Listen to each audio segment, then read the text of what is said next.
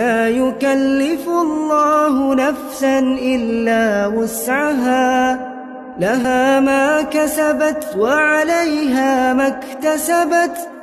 ربنا لا تؤاخذنا إن نسينا أو أخطأنا، ربنا ولا تحمل علينا إصرا كما حملته على الذين من قبلنا، ربنا ولا تحملنا